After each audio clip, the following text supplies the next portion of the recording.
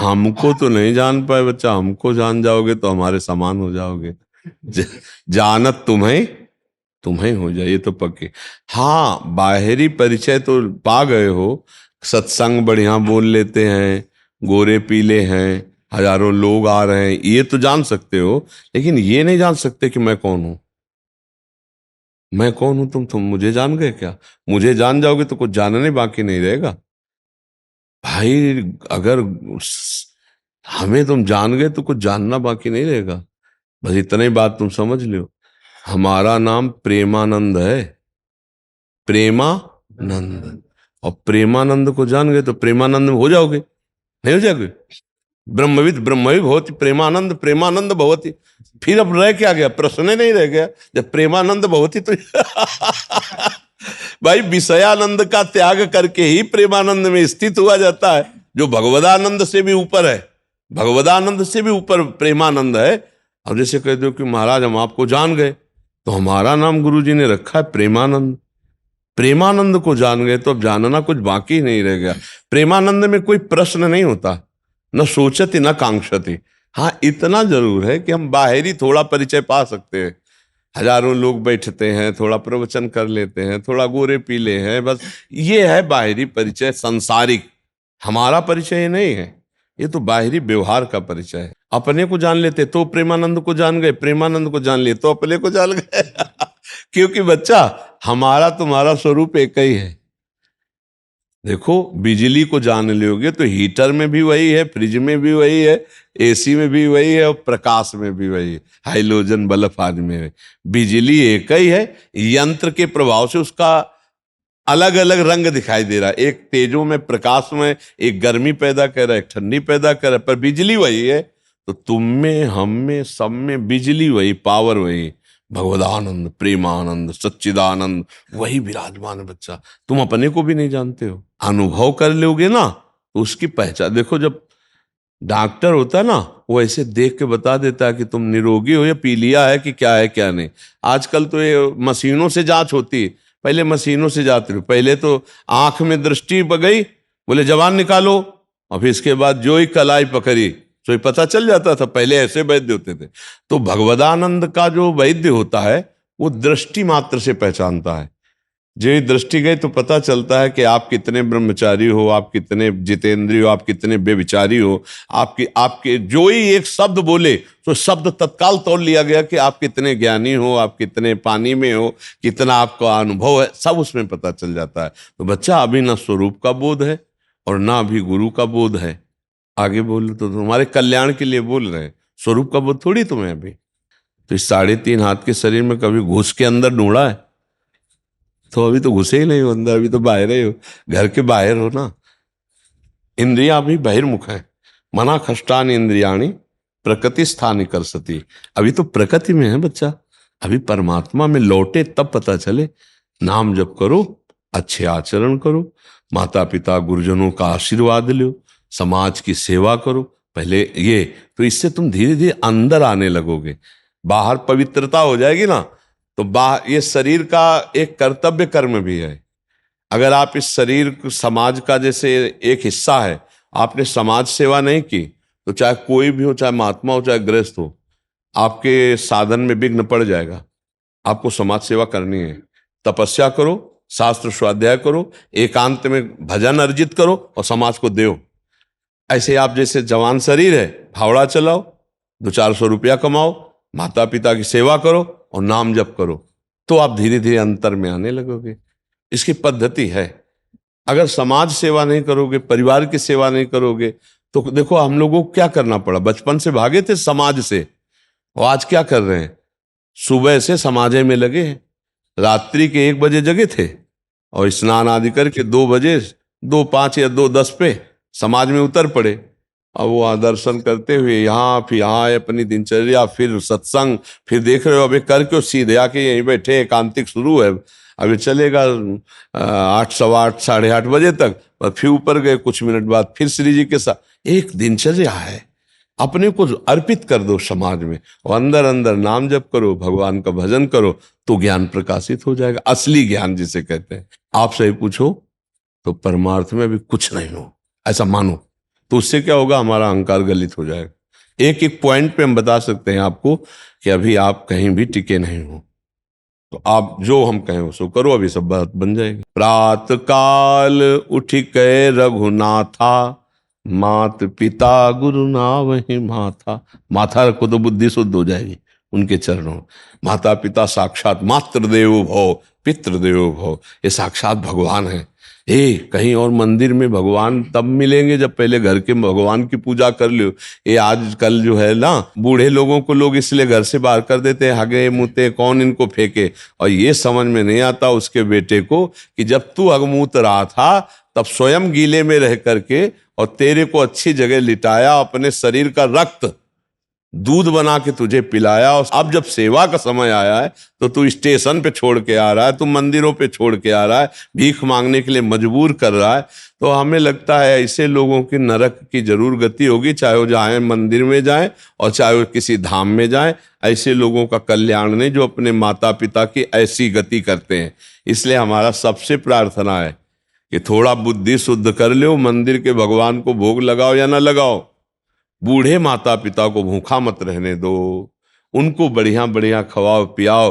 वो गाली दे तो बात भी उनकी मत सुनो, वो वृद्ध हो चुके हैं, उनकी मानसिकता बिगड़ चुकी है, उनकी सेवा करो। हम सबसे प्रार्थना करते हैं। और जिनके पास ऐसा उदार हृदय हो, कोई ऐसा वृद्ध दिखाई दे तो उसको अपने घर ले आओ। 2-4 दिन में ऐसी संस्थाएं हैं जहां उनको सुव्यवस्थित पहुंचा दो। कई ऐसे वृद्ध जन हैं जिनको अत्यंत आवश्यकता सेवा की है और लोग उस समय उनको घर से निकाल देते हैं। अब बोलो कहाँ शौच होंगे, कहाँ लोग शंका करेंगे। अब उनको सुबह चाय चाहिए, उनको भोजन चाहिए, उनको दवाइयाँ चाहिए। कैसा हृदय होगा उसका नीच कि वो अपने ऐसी माँ को जिसे भगवान की तरह सिंहासन में बैठाना। हम आपको सच्ची कह रहे हैं, अगर बूढ़े माता पिता को बढ़िया सोफा कपड़ा बिछा कर बैठा लो और बढ़िया भोजन पवाओ और शाम सुबह उनकी दंडवत करो, रात्रि में चरण दबाओ और कोई आराधना करो न करो, भगवान प्रसन्न हो जाएंगे। और भगवान आए दर्शन देने। जब पुंडरीक जी अपने माता पिता की रात दिन सेवा में रहते तो जो विट्ठल भगवान है ना, हाँ वो दर्शन देने आए। इसलिए माता पिता की सेवा करो बच्चा, और संयम से रहो, ब्रह्मचर्य से, और नाम जप करो, सब ज्ञान हो जाएगा। दूसरे की माता की करो, अपने माता पिता की भी करो, ठीक है। ये जो गर्लफ्रेंड और बॉयफ्रेंड और लिव इन रिलेशन, ये जो गंदी बातें चली है ना, ये नशा की तरफ प्रेरित करती हैं।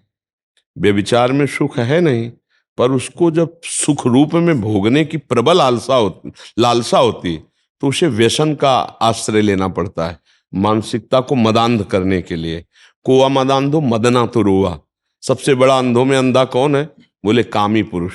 अब कामी पुरुष को जब काम वेदना पीड़ित करती है, उसमें सुख की अनुभूति नहीं होती है, तो वो शराब पीता है, तो वो ड्रग्स लेता है, तो वो और नशे करता है। इस तरह से व्यभिचार ही व्यसन की मूल वृत्ति है। जैसे क्रोध और लोभ की मूल वृत्ति काम ही है। काम की पूर्ति से लोभ का प्रादुर्भाव होता है और काम की अपूर्ति से क्रोध का प्रादुर्भाव होता है। ऐसे ही काम से हर व्यसन अगर हमारे अंदर निष्कामता बढ़े तो हम व्यसन को रौंद सकते हैं, लेकिन यदि कामना बढ़ेगी तो व्यसनों का आश्रय लेते ही हैं लोग। तो मूलतः काम ही है। काम कामना वासना मनते अति करि दूर, तभी हर व्यसन पर हम अपने शासन कर सकते हैं। तो ये काम जो है, ये अज्ञान के कारण जो हम इसे छूट देते हैं, इसका चिंतन करते हैं, ये हम पर हावी होता है, वो चिंतन हमारे लिए बहुत दुखद होता है, उसी के लिए व्यसन बनता है। ध्यायतो विषयान पुंसात् संगात् तेषु उपजायते, संगात् संजायते कामः, कामात् क्रोधो भिजायते, क्रोधात् भवति सम्मोहः, सम्मोहात् स्मृति विभ्रमा, स्मृति भ्रंशात् बुद्धिनाशो, बुद्धिनाशात् प्रणश्यते। हर व्यसन का मूल काम है कामना। अब इस कामना को बिना अध्यात्म के नष्ट नहीं किया जा सकता। इसीलिए हम हर भाई बहन समाज से प्रार्थना करते हैं, 5 मिनट अगर अध्यात्म के लिए समय दें तो आपके जीवन का परिवर्तन हो जाए। और परिवर्तन हो रहा है, हमारे भाई लोग बदल रहे हैं। हमारी नवीन समाज में थोड़ा चेतना जागृत हुई, एक ज्योति जली है जो बहुत से दुर्व्यसन त्याग करके भगवत नाम, भगवत मार्ग, भगवत धर्म का अनुसरण कर रहे हैं, बिना अध्यात्म के परिवर्तन नहीं हो सकता। अध्यात्म ही परिवर्तन करता है। यदि माता पिता थोड़ा सहयोग करें, नए बच्चों को बैठाल करके थोड़ा धर्म शिक्षा अध्यात्म की देना शुरू करें, कुछ मिनट नाम जपवाना शुरू करें, आहार शुद्धि की तरफ, आचरण शुद्धि की तरफ उनकी जागृति करें, तो हमारा समाज सुधर सकता है। नहीं तो काम भोग, काम कामना वासना, ये सब मिटिया मेट करता चला जा रहा है समाज को, और लोग समझ नहीं पा रहे। तो मोबाइल का दुरुपयोग, कुसंग, आहार विहार गलत, तो इसमें माता पिता थोड़ा सहयोग करें, बच्चों को अध्यात्म की शिक्षा दे। नहीं आता अध्यात्म का ज्ञान, तो अध्यात्म के हमारे भारत देश में एक से एक उद्भट विद्वान हैं, एक से एक ब्रह्म ऋषि हैं, एक से एक महात्मा है, उनके वचन सुनाए जाएं तो ही परिवर्तन हो सकता है। अन्यथा ऐसे ऐसे लोग आते हैं कि हमें आश्चर्य होता है।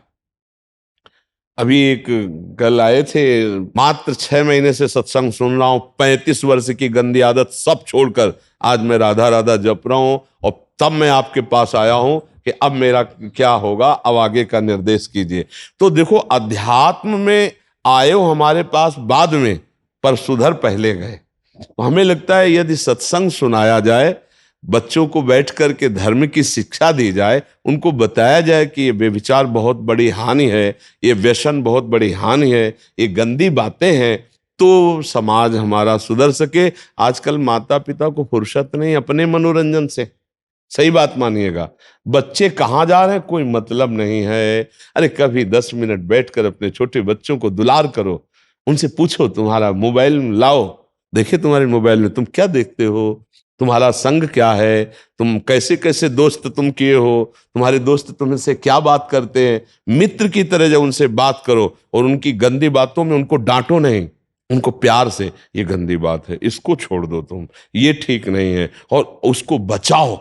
अब जैसे 12, 13, 14 यही वो रास्ता है जहां से भटकाव होता है या जहां से सुधार होता है। अगर इसे सुधार दिया जाए तो एक राष्ट्र भक्त हो सकता है, वो राष्ट्र की बहुत बड़ी सेवा करने। देखो अपने राष्ट्र में राष्ट्रपति इस समय एक देवी ही तो है ना, तो बच्चा हो या बच्ची, वो हमारे राष्ट्र के विशेष कार्य में आ सकती है, वो हमारे समाज के कार्य में आ सकती है। तो इसलिए माता पिता और गुरु, 3 का अध्यात्म में बहुत बड़ा योग होता है। यदि सही माता पिता शिक्षण दें और सही धार्मिक गुरु मिल जाए तो किसी का भी परिवर्तन हो सकता है। अन्यथा अब समाज का जो स्वरूप है वो पूर्व जो भोगी देश हैं उनका अनुसरण किया जा रहा है। वहाँ के वस्त्र पहने जा रहे हैं, वहाँ की चाल चलन सीखी जा रही। ये अपने देश में तो ऐसा नहीं। अपना देश तो धार्मिक देश है, पवित्र देश है। हमारे देश का अनुसरण बाहर वाले करते हैं धार्मिक। कहीं भी आप देख लीजिए, भारत की जो धार्मिक व्यवस्था है वो विश्व में ऐसी कहीं नहीं है, इसी का अनुसरण किया जाता है। विदेशी आप देखने को मिलते हैं कि वो चोटी रखा रहे हैं, वो धोती पहन रहे हैं, वो यज्ञोपवीत पहन रहे हैं। विदेशी लोग मर्यादा से रह रहे हैं। वो अर्जेंटीना, हाँ, वहां के आए थे, राधा अधर मधु मिलिंद जय जय, तो एक आंसू भरे आए थे कि बिल्कुल वैसे अपनी भारतीय वेशभूषा में कंठी तिलक धारण लगा। है भगवान, देखो विदेश में इनको ऊपर कृपा हो गई, नाम पूरे विश्व को पावन कर सकता है। तो ये जो लोग आज नए नए बच्चों को देखते हैं ना कि व्यसन करके आते, कितना पतित हो गए हैं बच्चे। अभी 18, 16, 17 के हैं। ये अवस्था व्यायाम करने की, ब्रह्मचर्य की, उत्तम विद्या अध्ययन करने की, अच्छे संस्कार की, सो गंदे आचरणों में फंस रहे। अगर हम एक एक अपना सुधार करें तो हम अपने भारत का सुधार कर सकते हैं। हमारा सहयोग यही है आप सबका कि आप अपना सुधार कर लो, आप अपना सुधार कर लो, आप अपना, तो आप 10 को सुधारोगे, 10 को सुधारेंगे, इससे हमारे भारत का सुधार हो सकता है। तो अध्यात्म के बिना तो सुधार असंभव है। और अध्यात्म एन केन प्रकारेण, जैसे हम अधम जीव हैं तो जा नहीं पाते हैं। यदि आप लोग कहीं बाहर जाते हो तो जबरदस्ती सुनाओ, जबरदस्ती 10-20 को बैठाओ, भले प्रलोभन दे के, किसी भी तरह। एक नाथ जी जब सत्संग करते थे ना तो पूरी एरिया को ऐलान कर देते थे कि 250 ग्राम चीनी देंगे सबको। तो गरीब गरीब लोग जो है ना एकत्रित होते, तो सबसे विट्ठल विट्ठल खूब रामकृष्ण हरि कीर्तन करवाते और भगवत चर्चा सुनाते, फिर 250-250 ग्राम चीनी देते, तो चीनी के लोभ से अमृत पान करा देते।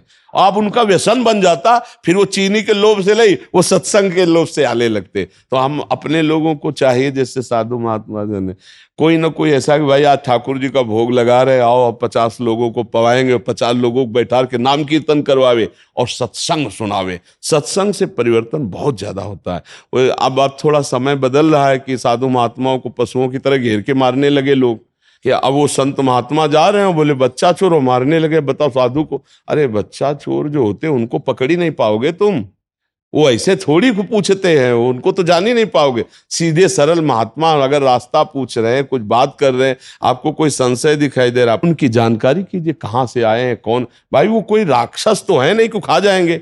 अच्छा, कोई उनके पास अस्त्र शस्त्र नहीं कि वो शूट कर देंगे। आप पुलिस बुलाओ, आराम से बैठ के गांव के पंचायत के लगवाओ, उनकी जान का ऐसे घेर के पशुओं की तरह। तो अब ये भी बहुत डर लगता है कि अगर संत गांव गांव जाकर उपदेश करे तो मारे ना जाए कहीं। नहीं, मान लो 4 संत हैं, जा बोले बच्चा चोर, अब बताओ क्या प्रमाण दें। वो संसार को बहुत विचित्र सब है, बचा के अपने को बचा के, पर प्राणों की बाजी लगाकर अपने इस जगत रूपी ईश्वर की हम सहायता करें कि इनको भगवान का जस सुनाए, इनको सच्चा मार्ग बतावे। यही उपाय, आप संत, माता पिता, अध्यात्म, यही उपाय है जिससे हमारा समाज सुधर सकता है। और कोई हमें तो उपाय समझ में नहीं आया। यदि साधारण उपदेश माता पिता करें, असाधारण उपदेश संत जन करें, और बच्चे और समाज अध्यात्म को समझे, तो परम मंगल हो जाए।